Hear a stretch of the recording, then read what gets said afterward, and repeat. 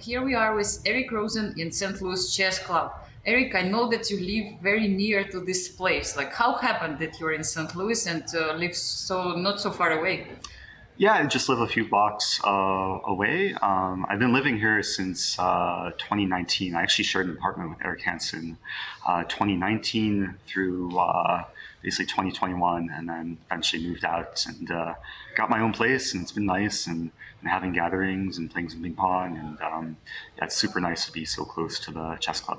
Yeah, exactly, because it's like now St. Louis is a capital of American chess and maybe even world chess. I was wondering how many grandmasters visited your house these days. Oh, I've lost count. I mean, within the last week, it's probably been between 5 and 10.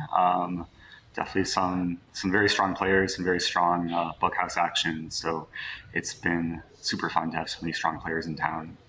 Yeah, exactly. And you were the one who had this big luck to play against world champion Magnus Carlsen before the tournament has started. How was it to play against the world champion, even though it was in simultaneous exhibition?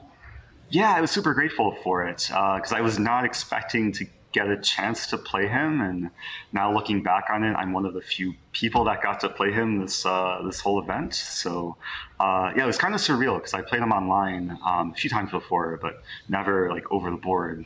So it was a different experience. I felt a lot of pressure, but I really tried to give him a hard fight, and yeah, it was a good game, and I filmed the whole thing. I put it on YouTube, did some fun analysis. So I hope people can find that and watch it, and enjoy it, and learn a thing or two from it.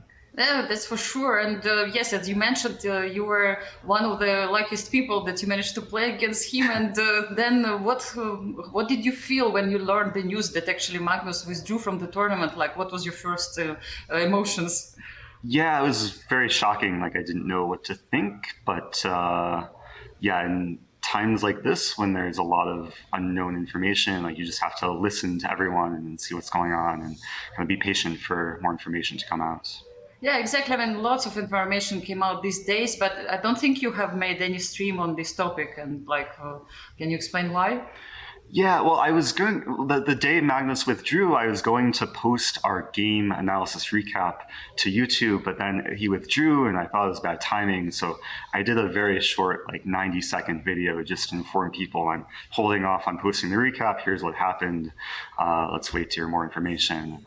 But yeah, it's one of these things which is like we're continually learning more things, and I think it's important to be patient, and also be kind of compassionate and empathetic with everyone involved, and important to listen. And that's kind of where we're at right now.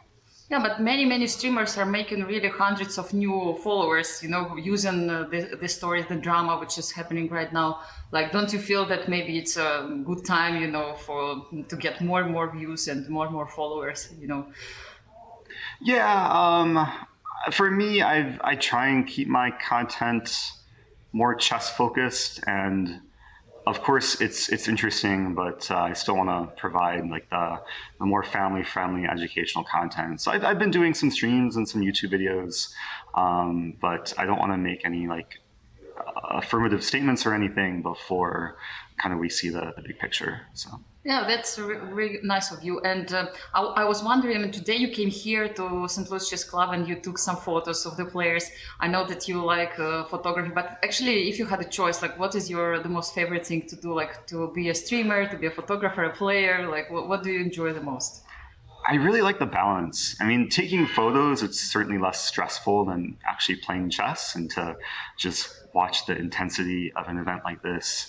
The previous event I photographed was the World Championship in Dubai, which is also very interesting just to capture.